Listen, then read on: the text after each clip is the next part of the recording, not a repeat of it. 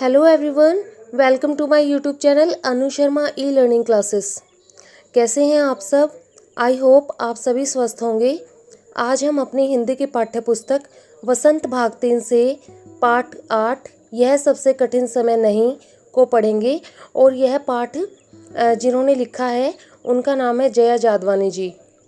कविता शुरू करने से पहले आपसे कहना चाहूँगी कि यदि आपको ये पाठ अच्छे से समझना है तो वीडियो को अंत तक देखना है, और पाठ अगर समझ में आ जाए तो कमेंट्स में मुझे ज़रूर बताएं। आपके लाइक और कमेंट्स मुझे एक नई दिशा प्रदान करते हैं, भविष्य में और भी ज़्यादा अच्छा काम करने के लिए मुझे प्रेरित करते हैं। ओके, अब हम अपनी कविता शुरू करते हैं। यह कविता हमारे अंदर एक आशावादी दृष्टिकोण पैदा करती है, यानी हमें ऑप्टिमिस्टिक बनाती है। दुनिया में जो नकारात्मकता फैली हुई है उससे दूर ले जा कर के सकारात्मकता को हमारे अंदर भरती है, और बताती है कि जब तक मानव अपनी सहजता नहीं छोड़ता, अपना हौसला नहीं छोड़ता, तब तक कठिन समय नहीं आ सकता है। और कठिन समय कब आता है? जब इंसान अपना हौसला छोड़ देता है। तो चलिए हम अपनी कविता शुरू करते हैं। यह सबसे कठिन समय नहीं,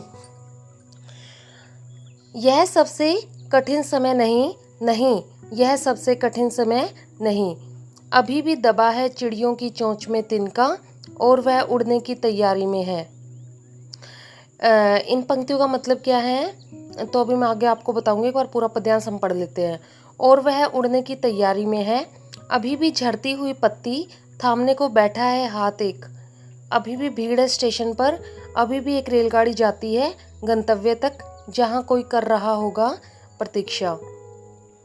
इसमें कुछ कठिन शब्द आए हैं इस पद्यांश में, वो आप अपने उत्तर पुस्तिका में नोट कर लीजिए। कठिन का अर्थ होता है मुश्किल, तिनका लकड़ी का छोटा टुकड़ा, झरती का अर्थ होता है गिरना, थामने का अर्थ होता है पकड़ना, रेलगाड़ी का अर्थ होता है ट्रेन, गंतव्य का अर्थ होता है जिस स्थान पर पहुंचना होता है, यानी जहां पर हमें जाना होता है उस जगह को हम कहते हैं गंतव्य। प्रतीक्षा का मतलब होता है इंतजार।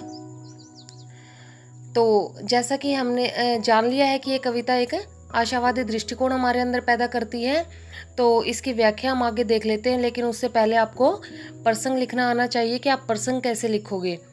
प्रसंग में आपने लिखना है, प्रस्तुत पंक्तियाँ हमारी हिंदी की पाठ्य पुस्तक वसंत भाग 3 से ली गई हैं, और यह कविता जिन्होंने लिखी है उनका नाम है जया जादवानी जी। इन पंक्तियों में कवित्री अपना आशावादी दृष्टिकोण प्रस्तुत कर रही हैं। या फिर ऐसे लिख सकते हो, प्रस्तुत पंक्तियां हमारी हिंदी की पाठ्य पुस्तक वसंत 3 में संकलित जया जादवानी द्वारा लिखित कविता यह सबसे कठिन समय नहीं से ली गई हैं। इन पंक्तियों में कवित्री अपना आशावादी दृष्टिकोण प्रस्तुत कर रही हैं। ओके, अब व्याख्या में आपने क्या लिखना है कि जया जी के अनुसार, यानी कवित्री के अनुसार, चाहे आज चारों ओर अविश्वास फैला है, चाहे बेशक से हम किसी पर विश्वास ना करें, किंतु अभी भी उनके मन में आशा की एक किरण बची है। और वह किरण क्या कहती है कि अभी सबसे बुरा समय शुरू नहीं हुआ है, क्योंकि अभी चिड़िया अपना घोंसला बनाने के लिए तिनका बटोर रही है।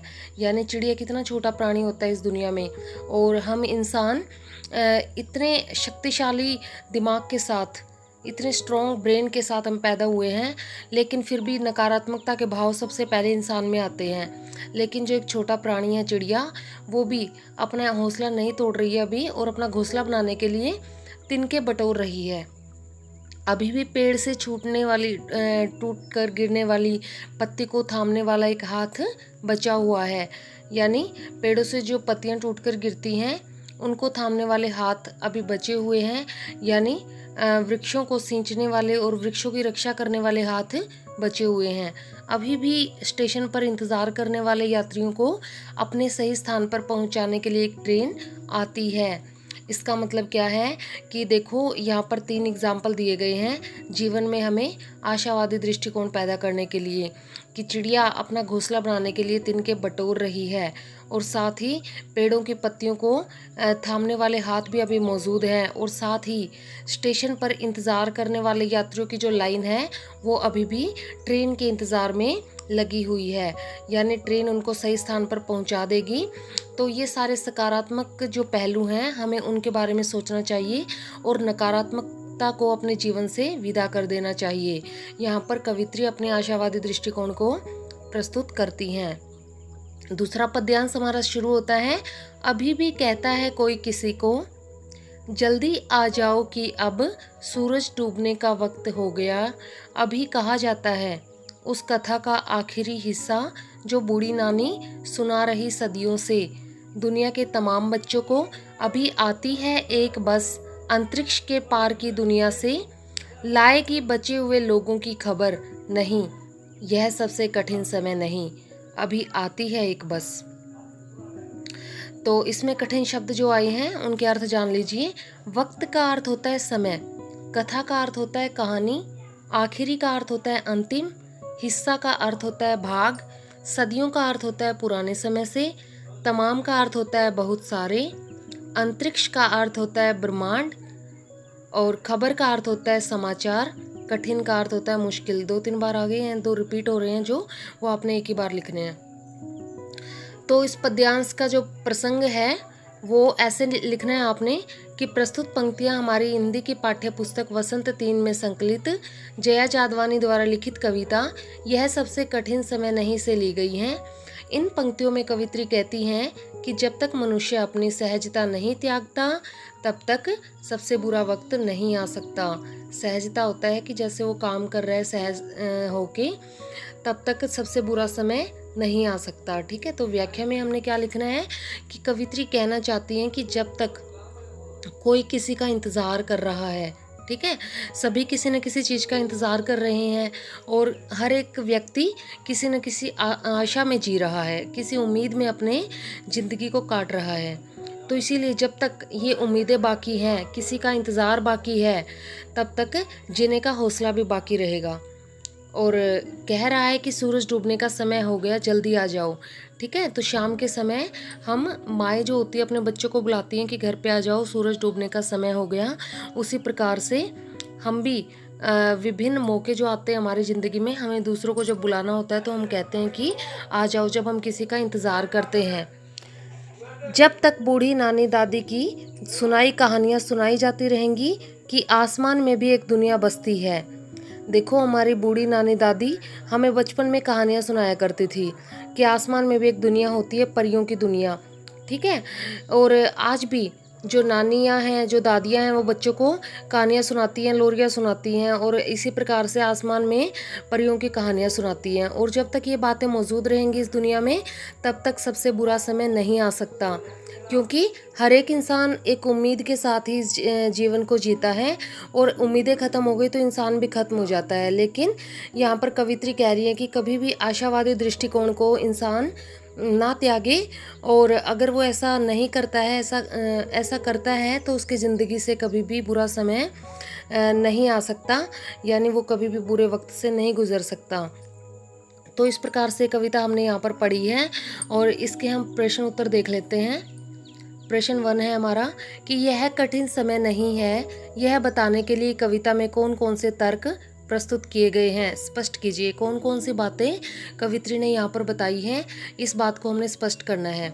तो यह बताने के लिए कवित्री ने घोंसला बनाने का प्रयास करती चिड़िया, गिरते पत्ते को थामने वाले हाथ, प्रतीक्षा करते यात्रियों के लिए आई रेलगाड़ी और नानी की कहानी सुनने की लालसा आदि तर्क प्रस्तुत किए हैं। यानी इच्छा हमारे सबके मन के अंदर होती है कि हम सोते टाइम नानी की कहानियाँ सुने, तो इसीलिए ये तर्क यहाँ पर कवित्री ने प्रस्तुत किए हैं कि जब तक ये सब चीज़ें मौजूद हैं तब तक हमारा कठिन समय शुरू नहीं हो सकता है, यानी कठिन समय हमारा नहीं आ सकता है।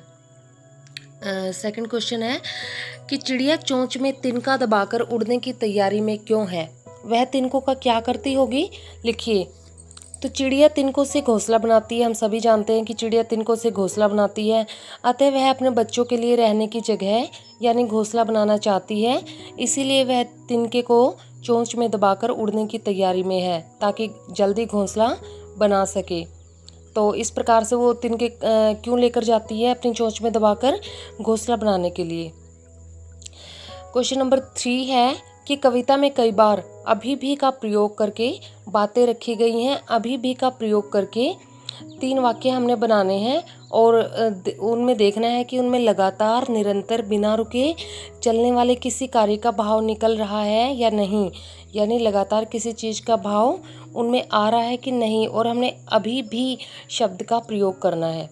तो उत्तर में आप वाक्य कैसे बनाओगे? 3 वाक्य कि तुम अभी भी सुबह उठकर योगा करते हो। एक तो ये हो गया ये हमारा। सेकंड हो गया तुम अभी भी बस से दफ्तर जाते हो। और तीसरा हो गया तुम अभी भी उसी दफ्तर में काम करते हो। तो यदि किसी एक शब्द को 2-3 वाक्यों में प्रयोग किया जाए तो वह वाक्य कितने ही अलग हों, उनमें एक निरंतरता आ जाती है, यानी उनमें एक लगातार चलने का भाव आ जाता है। ठीक है, कि जैसे अभी भी शब्द प्रयोग करके हमने 3 यहाँ पर वाक्य बनाए हैं और ऐसे लग रहा है कि वो निरंतरता में ऐसे बोले जा रहे हैं। ठीक है, क्वेश्चन नंबर 4 है कि नहीं और अभी भी को एक साथ प्रयोग करके 3 वाक्य लिखने हैं और देखना है कि नहीं अभी भी के पीछे कौन कौन से भाव छिपे हो सकते हैं। यहाँ पर हमने इनके छिपे हुए भाव निकालने हैं और इनका प्रयोग करके हमने 3 वाक्य बनाने हैं। 2 शब्द हैं नहीं और अभी भी। ठीक है, तो पहला वाक्य बनेगा हमारा राम अभी भी श्याम से बात नहीं कर रहा है। दूसरा बनेगा वह अभी भी समझ नहीं रहा है। तीसरा बनेगा आप अभी भी चुप नहीं हो सकते। तो इस प्रकार से हमने इन दोनों का प्रयोग करके ये वाक्य बनाए हैं। और उपरोक्त वाक्यों में पहले वाक्य में बहुत दिनों तक बात न कर पाने का भाव छिपा हुआ है और दूसरे वाक्य में क्या भाव छिपा हुआ है कि वह अभी भी बात को नहीं समझ पा रहा है, यानी कि न समझने का भाव यहाँ पर है। तीसरे वाक्य में क्या है कि चुप न रहने का भाव यहाँ पर मौजूद है इस वाक्य में कि आप अभी भी चुप नहीं हो सकते, यानी चुप न रहने का भाव छिपा हुआ है। बिल्कुल ही आसान शब्दार्थ और बिल्कुल ही आसान प्रश्न उत्तर है और कविता भी बहुत ही आसान है। आई होप आपको ये कविता बिल्कुल अच्छे से समझ आ गई होगी। अगर आपको कविता समझ में आ गई है तो मुझे कमेंट करके ज़रूर बताएं। और जिन बच्चों ने मेरा चैनल सब्सक्राइब नहीं किया है वो मेरा चैनल सब्सक्राइब कर लीजिए। Thank you for watching.